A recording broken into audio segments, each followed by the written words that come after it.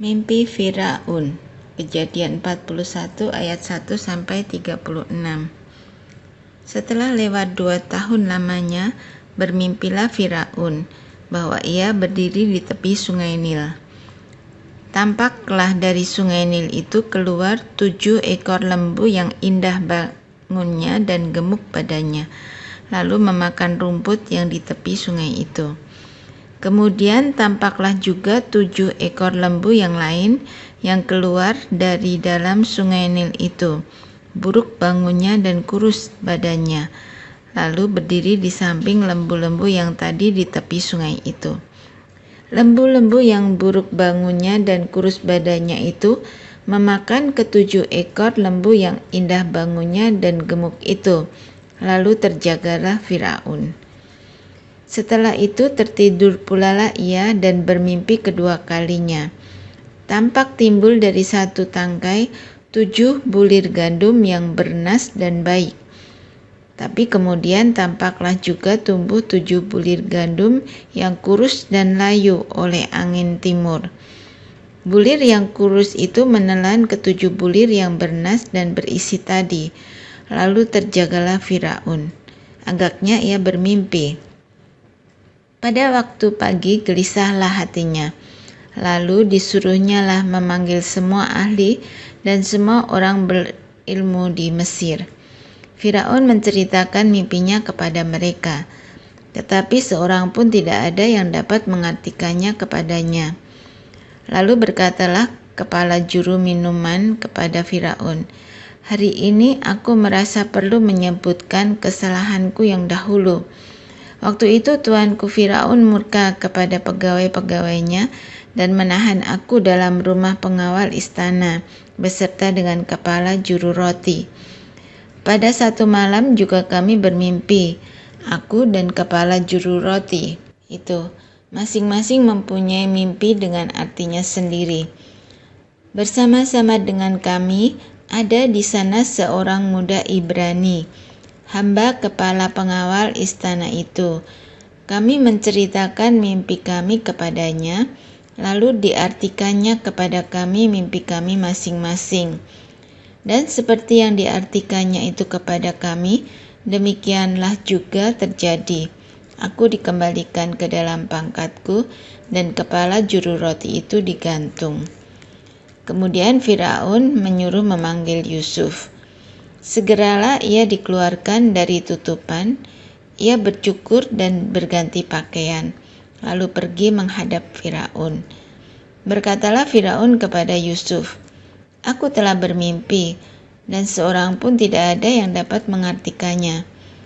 Tetapi telah kudengar tentang engkau, hanya dengan mendengar mimpi saja engkau dapat mengartikannya." Yusuf menjawab Firaun, "Bukan sekali-kali aku, melainkan Allah juga yang akan memberitakan kesejahteraan kepada tuanku Firaun." Lalu berkatalah Firaun kepada Yusuf, "Dalam mimpiku itu, aku berdiri di tepi sungai Nil. Lalu tampaklah dari sungai Nil itu keluar 7 ekor lembu yang gemuk badannya dan indah bentuknya, dan makan rumput yang di tepi sungai itu. Tetapi kemudian tampaklah juga keluar 7 ekor lembu yang lain, kulit pemalut tulang, sangat buruk bangunnya, dan kurus badannya. Tidak pernah kulihat yang seburuk itu di seluruh tanah Mesir. Lembu yang kurus dan buruk itu memakan ke-7 ekor lembu gemuk yang mula-mula. Lembu-lembu itu masuk ke dalam perutnya. Tetapi walaupun telah masuk ke dalam perutnya, tidaklah kelihatan sedikit pun tandanya. Bangunnya tetap sama buruknya seperti semula. Lalu terjagalah aku. Selanjutnya dalam mimpiku itu, kulihat timbul dari satu tangkai 7 bulir gandum yang berisi dan baik. Tetapi kemudian tampaklah juga tumbuh 7 bulir yang kering, kurus dan layu oleh angin timur. Bulir yang kurus itu memakan ke-7 bulir yang baik tadi. Telah kuceritakan hal ini kepada semua ahli, tetapi seorang pun tidak ada yang dapat menerangkannya kepadaku. Lalu kata Yusuf kepada Firaun, "Kedua mimpi tuanku Firaun itu sama. Allah telah memberitahukan kepada tuanku Firaun apa yang hendak dilakukannya. Ketujuh ekor lembu yang baik itu ialah 7 tahun, dan ketujuh bulir gandum yang baik itu ialah 7 tahun juga. Kedua mimpi itu sama. Ketujuh ekor lembu yang kurus dan buruk yang keluar kemudian maksudnya 7 tahun. Demikian pula ketujuh bulir gandum yang hampa dan layu oleh angin timur itu. Maksudnya akan ada 7 tahun kelaparan. Inilah maksud perkataanku ketika aku berkata kepada tuanku Firaun. Allah telah memperlihatkan kepada tuanku Firaun apa yang hendak dilakukannya. Ketahuilah tuanku, akan datang 7 tahun kelimpahan di seluruh tanah Mesir. Kemudian akan timbul 7 tahun kelaparan. Maka akan dilupakan segala kelimpahan itu di tanah Mesir, karena kelaparan itu mengurus keringkan negeri ini. Sesudah itu akan tidak kelihatan lagi berkas-berkas kelimpahan di negeri ini karena kelaparan itu. Sebab sangat hebatnya kelaparan itu. Sampai 2 kali mimpi itu diulangi bagi tuanku Firaun, berarti hal itu telah ditetapkan oleh Allah dan Allah akan segera melakukannya. Oleh sebab itu, baiklah tuanku Firaun mencari seorang yang berakal budi dan bijaksana dan mengangkatnya menjadi kuasa atas tanah Mesir. Baiklah juga tuanku Firaun berbuat begini, yakni menempatkan penilik-penilik atas negeri ini, dan dalam ke-7 tahun kelimpahan itu memungut 1/5 dari hasil tanah Mesir. Mereka harus mengumpulkan segala bahan makanan dalam tahun-tahun baik yang akan datang ini, dan di bawah kuasa tuanku Firaun menimbun gandum di kota-kota sebagai bahan makanan serta menyimpannya. Demikianlah segala bahan makanan itu menjadi persediaan untuk negeri ini dalam ke-7 tahun kelaparan yang akan terjadi di tanah Mesir, supaya negeri ini jangan binasa karena kelaparan itu. Yusuf di Mesir sebagai penguasa. Kejadian 41 ayat 37-57. Usul itu dipandang baik oleh Firaun dan oleh semua pegawainya. Lalu berkatalah Firaun kepada para pegawainya, "Mungkinkah kita mendapat orang seperti ini, seorang yang penuh dengan roh Allah?" Kata Firaun kepada Yusuf, "Oleh karena Allah telah memberitahukan semuanya ini kepadamu, tidaklah ada orang yang demikian berakal budi dan bijaksana seperti engkau. Engkaulah menjadi kuasa atas istanaku, dan kepada perintahmu seluruh rakyatku akan taat. Hanya tahta inilah kelebihanku daripadamu." Selanjutnya Firaun berkata kepada Yusuf, "Dengan ini aku melantik engkau menjadi kuasa atas seluruh tanah Mesir." Sesudah itu Firaun menanggalkan cincin meterainya dari jarinya dan mengenakannya pada jari Yusuf. Dipakaikannya lah kepada Yusuf pakaian daripada kain halus dan digantungkannya kalung emas pada lehernya. Lalu Firaun menyuruh menaikkan Yusuf dalam keretanya yang kedua, dan berserulah orang di hadapan Yusuf, "Hormat!"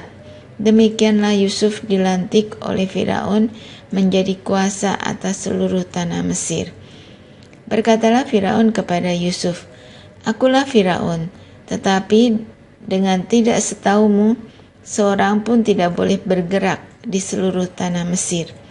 Lalu Firaun menamai Yusuf Safnat Paaneah, serta memberikan Asnat, anak Potifera, imam Dion, kepadanya menjadi istrinya. Demikianlah Yusuf muncul sebagai kuasa atas seluruh tanah Mesir. Yusuf berumur 30 tahun ketika ia menghadap Firaun, raja Mesir itu. Maka pergilah Yusuf dari depan Firaun, lalu dikelilinginya seluruh tanah Mesir.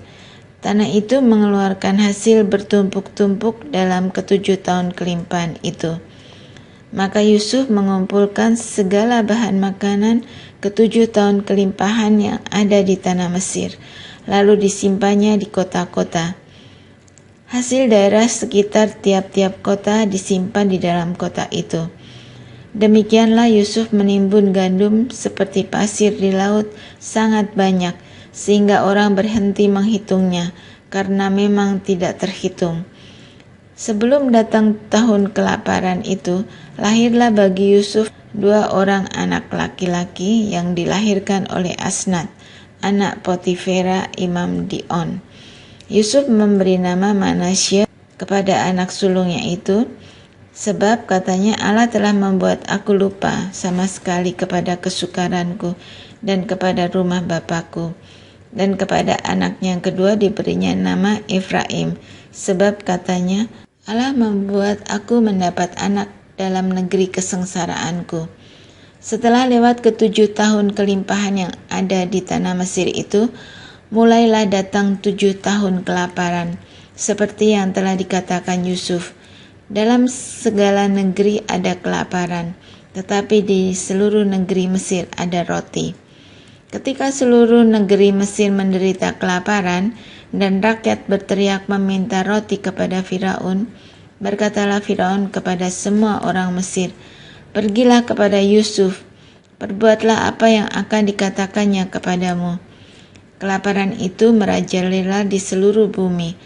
Maka Yusuf membuka segala lumbung dan menjual gandum kepada orang Mesir, sebab makin hebat kelaparan itu di tanah Mesir.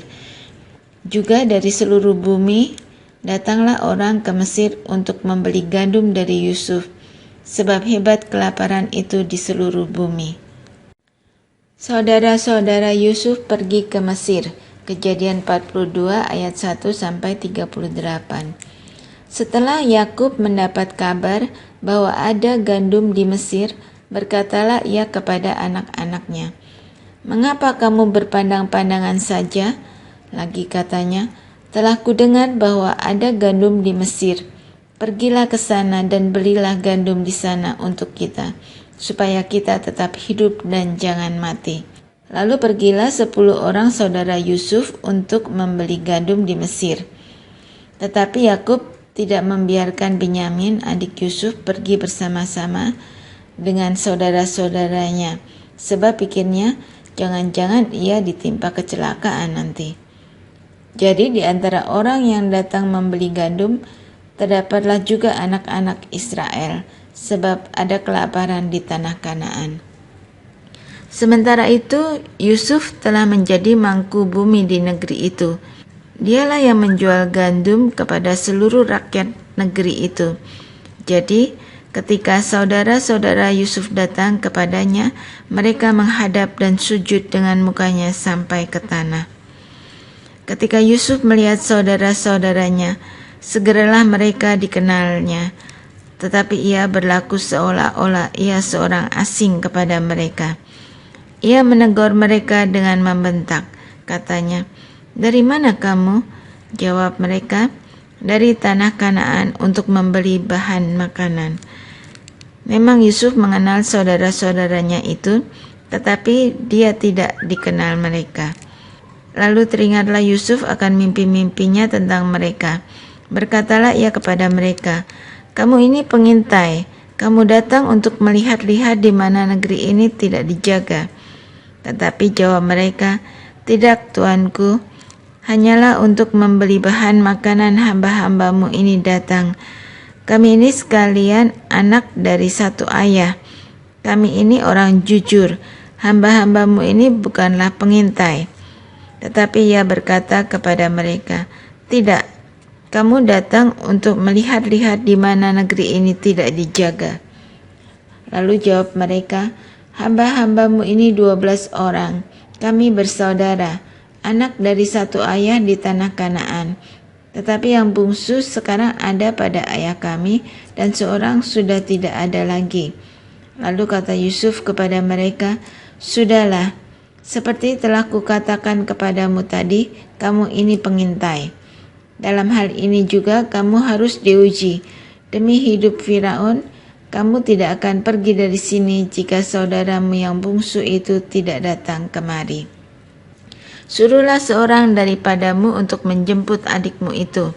Tetapi kamu ini harus tinggal terkurung di sini. Dengan demikian perkataanmu dapat diuji. Apakah benar? Dan jika tidak, demi hidup Firaun, sungguh-sungguhlah kamu ini pengintai. Dan dimasukkannya lah mereka bersama-sama ke dalam tahanan 3 hari lamanya. Pada hari yang ketiga berkatalah Yusuf kepada mereka, buatlah begini, maka kamu akan tetap hidup. Aku takut akan Allah. Jika kamu orang jujur, biarkanlah dari kamu bersaudara tinggal seorang terkurung dalam rumah tahanan. Tetapi pergilah kamu, bawalah gandum untuk meredakan lapar seisi rumahmu. Tetapi saudaramu yang bungsu itu haruslah kamu bawa kepadaku, supaya perkataanmu itu ternyata benar dan kamu jangan mati. Demikianlah diperbuat mereka. Mereka berkata seorang kepada yang lain, betul-betullah kita menanggung akibat dosa kita terhadap adik kita itu. Bukankah kita melihat bagaimana sesak hatinya ketika ia memohon belas kasihan kepada kita, tetapi kita tidak mendengarkan permohonannya. Itulah sebabnya kesesakan ini menimpa kita. Lalu Ruben menjawab mereka, bukankah dahulu kukatakan kepadamu, janganlah kamu berbuat dosa terhadap anak itu. Tetapi kamu tidak mendengarkan perkataanku. Sekarang darahnya dituntut daripada kita.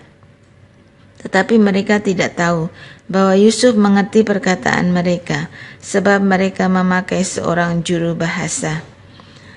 Maka Yusuf mengundurkan diri dari mereka, lalu menangis. Kemudian ia kembali kepada mereka dan berkata dengan mereka. Ia mengambil Simeon dari antara mereka, lalu disuruh belenggu di depan mata mereka. Sesudah itu, Yusuf memerintahkan bahwa tempat gandum mereka akan diisi dengan gandum dan bahwa uang mereka masing-masing akan dikembalikan ke dalam karungnya, serta bekal mereka di jalan akan diberikan kepada mereka. Demikianlah dilakukan orang kepada mereka itu. Sesudah itu mereka pun memuat gandum itu ke atas keledai mereka, lalu berangkat dari situ.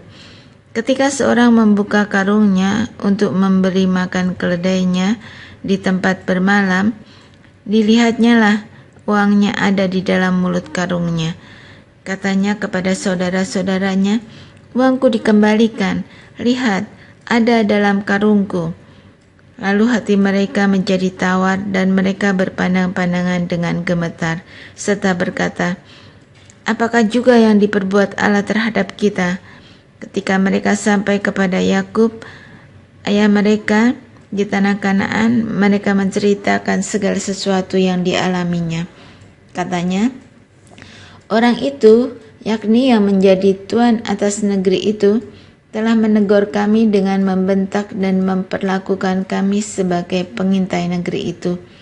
Tetapi kata kami kepadanya, kami orang jujur, kami bukan pengintai. Kami 12 orang bersaudara, anak-anak ayah kami. Seorang sudah tidak ada lagi, dan yang bungsu ada sekarang pada ayah kami di tanah Kanaan.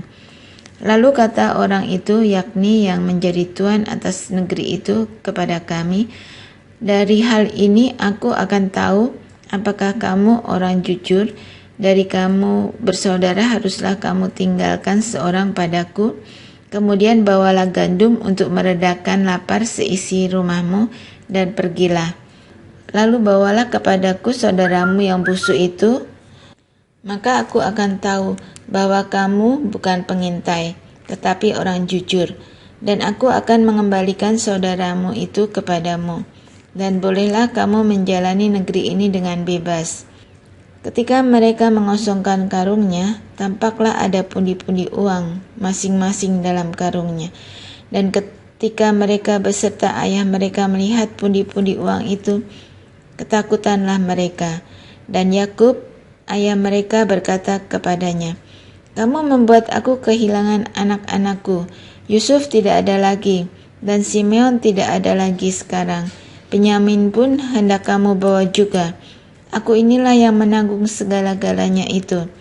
Lalu berkatalah Ruben kepada ayahnya, Kedua anakku laki-laki boleh engkau bunuh, jika ia tidak kubawa kepadamu. Serahkanlah dia ke dalam tanganku, maka ia akan kubawa kembali kepadamu. Tetapi jawabnya, anakku itu tidak akan pergi ke sana bersama-sama dengan kamu, sebab kakaknya telah mati dan hanya dialah yang tinggal.